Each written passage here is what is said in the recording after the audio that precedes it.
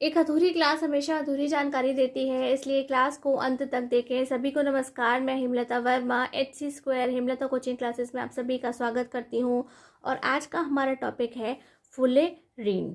ठीक है, फुलरीन को कहीं कहीं आप हिंदी में फुलेरीन लिखा हुआ देख सकते हैं। फुलरीन का स्ट्रक्चर और उसकी जो डिटेल है उसको आज हम एक ही क्लास के अंदर आपको देने वाले हैं। और हम जो फुलरीन का जो स्ट्रक्चर है उससे आपको ईजीएस्ट वे में बनाकर दिखाएंगे, जिससे आपके समय की बचत हो। क्योंकि 10th क्लास में फुलरीन का स्ट्रक्चर नहीं पूछा जाता है, काफ़ी छोटे छोटे क्वेश्चंस ही पूछे जाते हैं। और समय को बचाने के लिए हम आपको उतना ही स्ट्रक्चर को डिफाइन करके बताएंगे, जिससे आप फुलरीन को अच्छे से समझ सको। तो चलिए हम देखते हैं। सबसे पहले हम यहाँ पर एक सर्कल ड्रॉ कर लेते हैं। देखिए, कुछ इस तरह से हमने एक सर्कल को ड्रॉ कर लिया है। और अब इस सर्कल के अंदर हमें अराउंड 1 सेंटीमीटर की डिस्टेंस पर, ये अराउंड 1 सेंटीमीटर की डिस्टेंस होगी, और इस 1 सेंटीमीटर की डिस्टेंस पर हमें 3 लाइंस में डॉट बनाने हैं। और इन डॉट्स को अब हम आपस में मिला लेते हैं। और अब हमें इन लाइन से अपने हेक्सागोनल रिंग्स बनाने हैं। क्या बनाने हैं? हेक्सागोनल रिंग्स, यानी कि हमें षटभुज बनाने हैं, यानी कि जिसकी 6 साइड होती हैं, यानी कि 6 भुजाओं वाला षटभुज बनाना है, या हम कहेंगे कि हमें 6 साइड वाला हेक्सागोनल बनाना है। तो हम यहाँ पे 2 हेक्सागोनल्स को ड्रॉ करेंगे। उसके बाद हमें यहाँ पे क्या बनाने हैं? हमें 2 लाइंस को और ड्रॉ करके पेंटागन बनाने हैं। क्या बनाना है? पेंटागन, यानी पंचभुज। जो 5 भुजाओं से मिलकर बना होता है हम उसे क्या बोलते हैं? पंचभुज बोलते हैं। या जो 5 साइड का क्लोज स्ट्रक्चर होता है हम उसे पेंटागन बोलते हैं। और इस तरह से ये बनाने के बाद आपको बस इन्हें इस तरह से मिला देना है।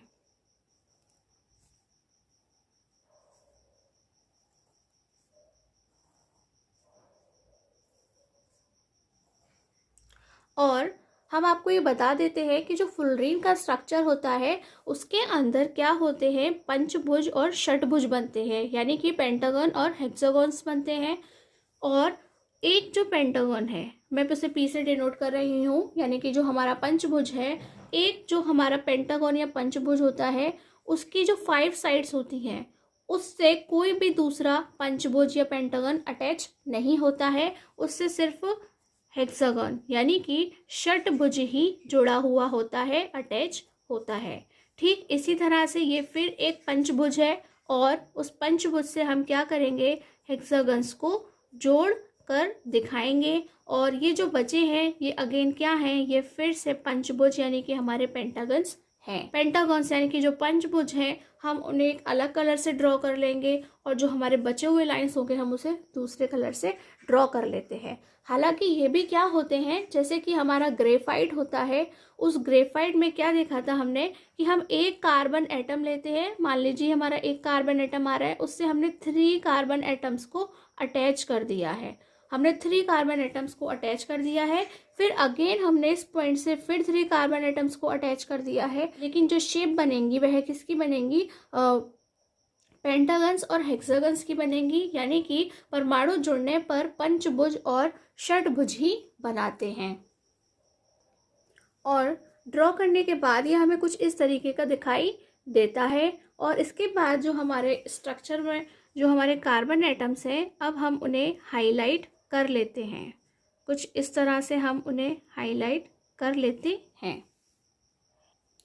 और अब हम इसकी जो थ्योरी है उसको डिस्कस कर लेते हैं। जो हमारा फुलरीन है वह कैसा है? वह एक क्लोज्ड स्ट्रक्चर है, यानी कि एक बंद संरचना है। और वहाँ पे क्या होते हैं? वहाँ 3 कोऑर्डिनेटेड कार्बन एटम्स होते हैं, यानी कि 3 कार्बन एटम्स की एक स्ट्रक्चर होती है। फुलरीन में 3 समन्वित कार्बन परमाणुओं से युक्त बंद ढांचे के ढांचे होते हैं। बंद ढांचे के ढांचे यानी कि 3 कार्बन एटम्स एक साथ अटैच्ड हैं, फिर उससे 3 कार्बन एटम्स अटैच्ड हैं, और वह कैसा है? क्लोज हो जाता है। अब वह किस तरह से क्लोज हो रहा है हम आगे देखते हैं।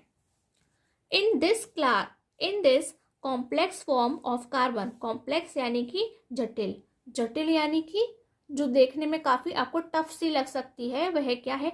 कॉम्प्लेक्स फॉर्म ऑफ कार्बन है। The carbon atoms bond with each other in hexagonal and pentagonal forms to form a cage. तो वहाँ पे क्या है, ये जो कार्बन एटम्स हैं, जो आपने देखा कि 3 कोऑर्डिनेट कार्बन एटम्स हैं, वह आपस में मिलके क्या बना रहे हैं? एक पिंजरा बना रहे हैं। क्या बना रहे हैं? केज, यानी कि एक पिंजरा बना रहे हैं, जिसके अंदर कैसे रिंग्स बन रहे हैं? वह हेक्सागोनल बन रहे हैं और पेंटागोनल्स बन रहे हैं। यहाँ पे जो 3 कार्बन एक दूसरे से अटैच हो रहे थे, वो या तो हेक्सागोनल्स बना रहे हैं या पेंटागोनल्स बना रहे हैं, और वो दोनों आपस में मिलकर एक पिंजरे की फॉर्म में है। क्या बना रहे हैं? केज बना रहे हैं, यानी कि एक पिंजरा बना रहे हैं।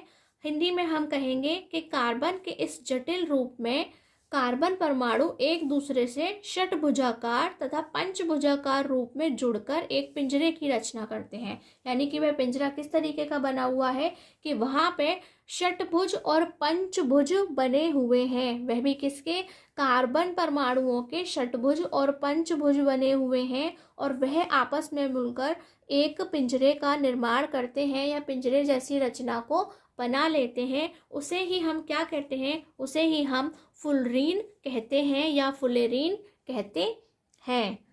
The most suitable form is that of the C60। से ज़्यादा बेहतरीन जो है वह फुलरीन का कौन सा स्ट्रक्चर है, जहाँ पे 60 कार्बन एटम्स को लेकर के बनाया गया है, which is a spherical hollow structure. Spherical hollow structure यानी कि स्फेरिकल मीन्स क्या होता है? स्फेरिकल यानी कि गोलाकार। जो भी चीज़ें गोलाकार होती हैं वे कैसी होती हैं? स्फेरिकल होती हैं। और हॉलो, हॉलो यानी कि खोखली, जिसके अंदर खाली जगह होती है, वह ऐसे स्ट्रक्चर होते हैं कंसिस्टिंग ऑफ 12 पेंटागोनल्स। तो आपको याद होगा, हमने ऊपर बताया था कि जो स्ट्रक्चर है उसके अंदर पेंटागोनल और हेक्सागोनल्स बनते हैं। तो कितने पेंटागोनल्स होते हैं?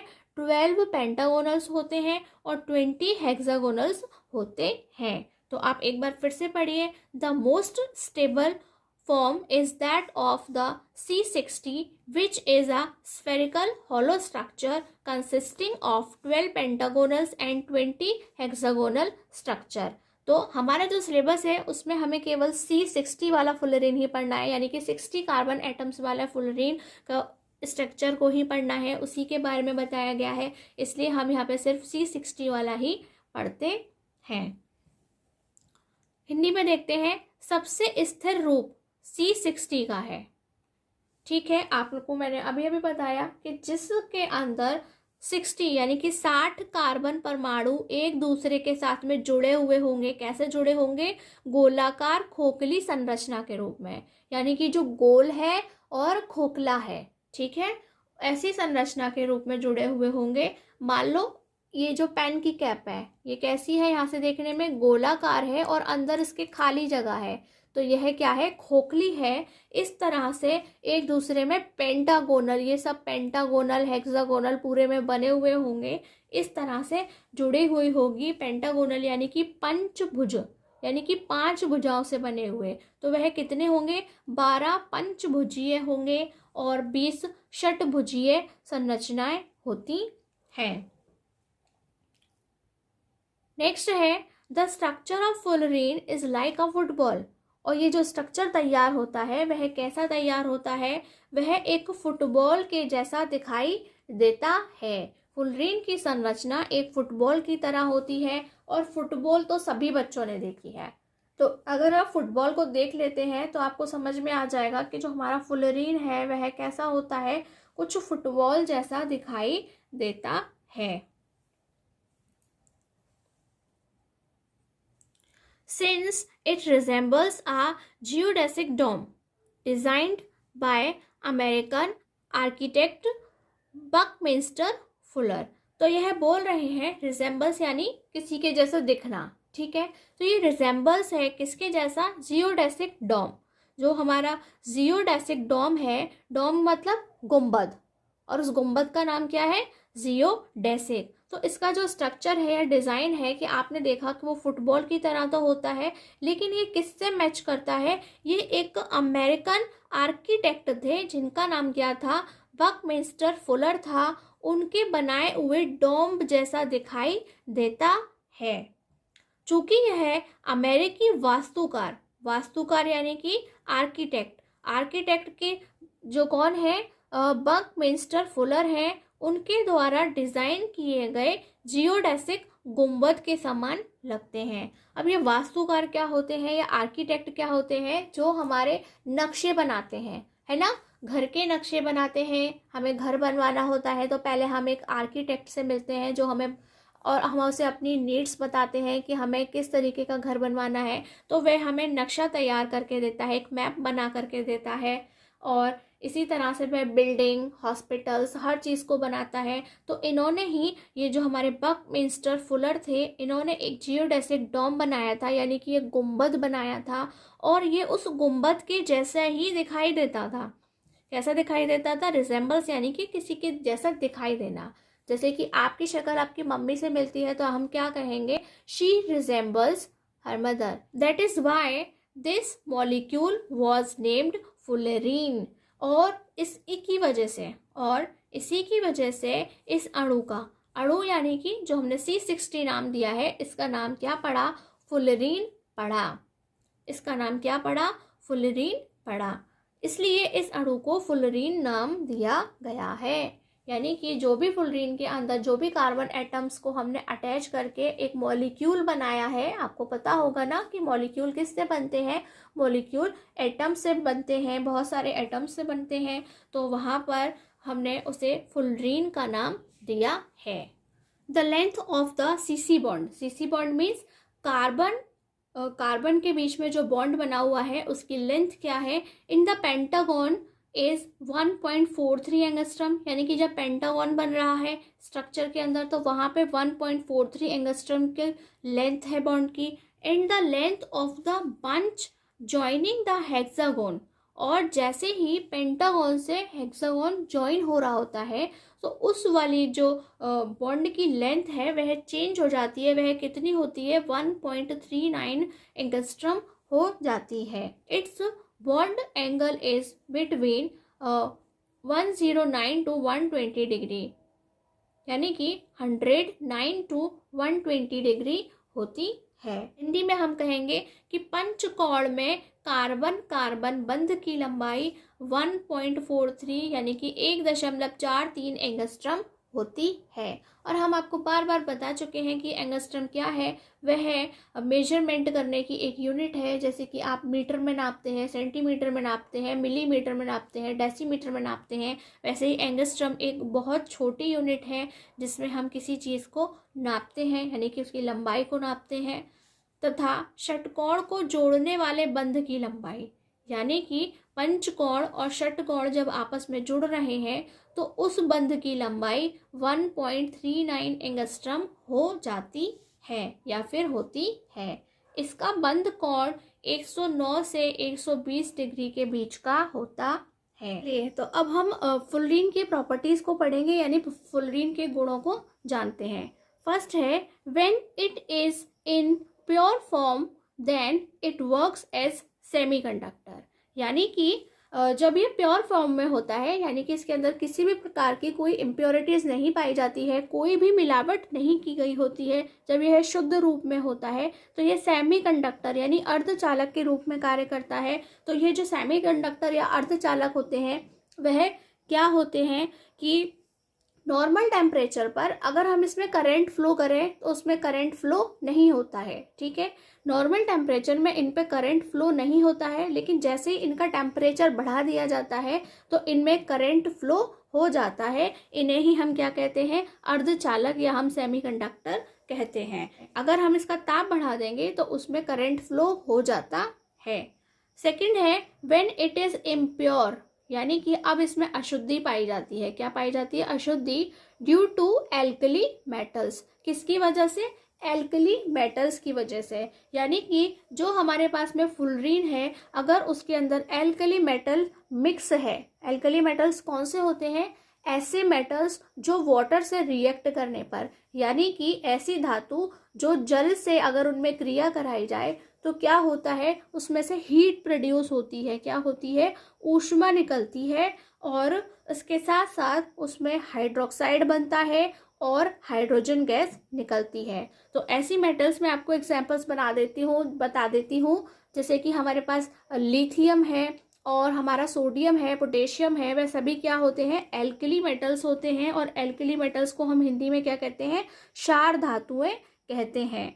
तो वह क्या करती हैं, अगर हमारे फुलरीन में वह मिक्स होती हैं, then it works as super conductor, यानी कि अगर अशुद्धि के रूप में उसमें क्षार धातु उपस्थित हो तो वह सुपर कंडक्टर यानी कि अति चालक की तरह कार्य करती है। तो ये जो सुपर कंडक्टर या अति चालक होता है वह क्या होता है, बहुत कम टेम्परेचर पे यानी कि बहुत कम ताप पर उसमें करंट फ्लो होता है।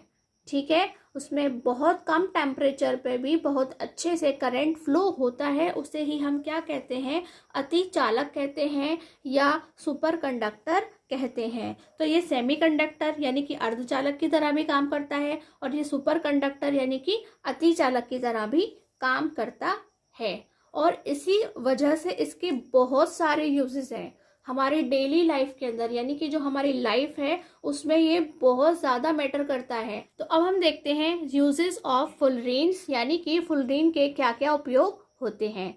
तो फर्स्ट हम कहेंगे इन मेडिसिन्स, और वह मेडिसिन्स में यूज़ किया जाता है। और ये स्पेशली किसके लिए लिखा है हमने, HIV, यानी कि जो HIV हमारा जो वायरस है, हाँ, ह्यूमन इम्यूनो डेफिशिएंसी वायरस है, उनमें फुलरीन का इस्तेमाल किया जाता है as antioxidant in cosmetics and skin care products. तो ये एंटीऑक्सीडेंट क्या होता है, देखिए आप जानते हैं ऑक्सीडेशन से क्या होता है, चीज़ें खराब हो जाती हैं, तो ये उन्हें खराब होने से बचाता है। क्या है ये, एंटीऑक्सीडेंट है। तो किस को खराब होने से बचा रहा है, ये कॉस्मेटिक्स में इस्तेमाल किया जाता है। ठीक है, जो हमारे कॉस्मेटिक प्रोडक्ट्स होते हैं, हम मेकअप में यूज़ करते हैं, तो ये वहाँ उसके रूप में एंटीऑक्सीडेंट के रूप में काम करता है। और जो हमारे स्किन केयर प्रोडक्ट होते हैं, जैसे कि जो एक्ने वगैरह के लिए जेल बनाए जाते हैं, और जो भी स्किन से रिलेटेड कुछ भी डिजीज़ होती हैं, प्रॉब्लम्स होती हैं, उसमें भी इसका इस्तेमाल एक एंटीऑक्सीडेंट के रूप में किया जाता है। और हिंदी में जो हमारे कॉस्मेटिक्स होते हैं उन्हें क्या कहते हैं, सौंदर्य प्रसाधन कहते हैं। जो हमारी कॉस्मेटिक चीज़ें, हम मेकअप प्रोडक्ट्स यूज़ कर रहे हैं, हम उन्हें सौंदर्य प्रसाधन कहते हैं। और स्किन प्रोडक्ट और स्किन केयर प्रोडक्ट्स क्या होते हैं, जो त्वचा की देखभाल के काम में आते हैं। तो ये जो हमारा फुलरीन है वहाँ पर एक ऑक्सीकरण रोधी या प्रति उपचायक के रूप में काम करता है। ये जो हमारा एंटीऑक्सीडेंट है उसे ही हम हिंदी में क्या कहते हैं, ऑक्सीकरण रोधी या प्रति उपचायक कहते हैं। In electronic devices like batteries, sensors, aircraft, automatic vehicles and pace maker बनाने में किया जाता है। तो आप जानते हैं कि काफ़ी हमारी इलेक्ट्रॉनिक डिवाइस होती हैं जिसमें बैटरी लगाई जाती है। सेंसर कहाँ होते हैं, मोस्टली गाड़ियों में लगाए जाते हैं, घर के दरवाजे पे लगाए जाते हैं, जिससे अगर कोई टच करे तो हमें पता चल जाए। और इसके अलावा ये एयरक्राफ्ट क्या होते हैं, जिन्हें हम विमान या वायुयान कहते हैं। और ये है ऑटोमेटिक व्हीकल्स, यानी कि ऐसे व्हीकल्स, ऐसी गाड़ियाँ जो अपने आप चलती हैं, जिन्हें चलाने के लिए इंसानों की ज़रूरत नहीं होती है। एंड पेसमेकर्स क्या होते हैं, ये हार्ट बीट को कंट्रोल करते हैं और ये हमारे हार्ट में लगाए जाते हैं। यह कहाँ लगाया जाता है, हार्ट में लगाया जाता है। हिंदी में हम क्या कहेंगे कि इलेक्ट्रॉनिक उपकरणों के रूप में, इलेक्ट्रॉनिक डिवाइसेस यानी कि इलेक्ट्रॉनिक उपकरणों के रूप में, जैसे कि बैटरी, सेंसर, विमान की जगह आप वायुयान भी लिख सकते हैं। और स्वचालित वाहन यानी कि ऑटोमेटिक व्हीकल्स जो अपने आप चलते हैं, और पेस मेकर बनाने में इसका यूज़ किया जाता है। तो देखिए ये जो फुलरीन है हमारी लाइफ में कितना ज़्यादा मैटर करता है। और ये तो थी कुछ इन्फॉर्मेशन, और इसके बाद कुछ ऐसी बातें मैं आपको फुलरीन के बारे में बताती हूँ जो हमने अपने नोट्स में डिस्कस नहीं की है। जो हमने पढ़ा अपने सिलेबस के अकॉर्डिंग वह क्या था, बकमिंस्टर फुलरीन था जिसमें 60 कार्बन एटम्स थे। लेकिन जो हमारा ये फुलरीन है ये अलग अलग कार्बन एटम्स की फॉर्म में पाया जाता है, या कार्बन परमाणु। जो सबसे छोटा होता है वह C20 होता है। क्या होता है? C20, यानी कि जहाँ पर 20 कार्बन एटम्स होते हैं, या हम कहेंगे कि 20 कार्बन परमाणुओं से मिलकर बना होता है। और जो सबसे बड़ा होता है वह 600 कार्बन एटम्स का होता है, और हिंदी में हम कहेंगे कि वह 600 परमाणुओं वाला कार्बन का एक संरचना होती है, और वह भी क्या है, फुलरीन होती है। और इसकी जो शेप होती है वह अलग अलग तरह की पाई जाती है। जैसे कि हमारा जो C60 बकमिंस्टर फुलरीन है वह कैसा होता है, वो एक गुंबद की शेप का होता है, डोम की शेप का होता है, या हम उसे फुटबॉल से उसको कंपेयर करते हैं। इसी तरह से ये और भी शेप्स में पाए जाते हैं, जैसे कि ये ट्यूब की फॉर्म में भी पाए जाते हैं, एलिप्सॉइड की फॉर्म में भी पाए जाते हैं। और इसके अलावा हम आपको बताते हैं, और जैसे कि आपने डायमंड और ग्रेफाइट पढ़े थे, तो वह कहाँ मिलते हैं? वह हमारी अर्थ से ही हमें मिलते हैं, अर्थ क्रस्ट से ही हमें मिलते हैं, कोल माइन से मिलते हैं, ठीक है। और लेकिन जो फुलरीन है वह कैसे बनाया जाता है? वह मैन मेड है, इसे यानी कि लैब में बनाया गया था। और इसको जो फुलरीन होता है उसे ग्रेफाइट से बनाया जाता है। किससे? ग्रेफाइट से फुलरीन को बनाया जाता है। और इसके अलावा जो हमारे साइंटिस्ट हैं इसे जो हमारा कोल है, कोल यानी कि जो हमारा कोयला है, उसको भी, उसके अंदर जो इम्प्योरिटीज़ होती हैं उसको हटा करके, उस इम्प्योरिटीज़ को हटा करके उसकी एक कालिख तैयार करते हैं। उस कालिख में भी क्या पाया जाता है? फुलरीन पाया जाता है। तो आज की क्लास में बस इतना ही। और आज की क्लास में जो हमने फुलरीन से रिलेटेड आपको सारी जानकारी प्रोवाइड कराई है वह आपको कैसी लगी, और जो हमने ईजीएस्ट वे में जो हमारा फुलरीन का स्ट्रक्चर है जो उसे हमने बना करके आपको समझाया है वह आपको कैसा लगा, हमें ज़रूर बताएं। यदि आपको आज की यह क्लास पसंद आई हो तो प्लीज़ हमारे चैनल को सब्सक्राइब करें, और हमारे जो बेल आइकन है उसे प्रेस कर लें, जिससे आपको जो भी नई क्लास आएगी आपको उसकी तुरंत सूचना मिल जाएगी। इसके अलावा आपको अगर ये क्लास पसंद आई हो तो प्लीज़ हमें कमेंट करके ज़रूर बताएं। आज की क्लास में बस इतना ही। नमस्कार, धन्यवाद।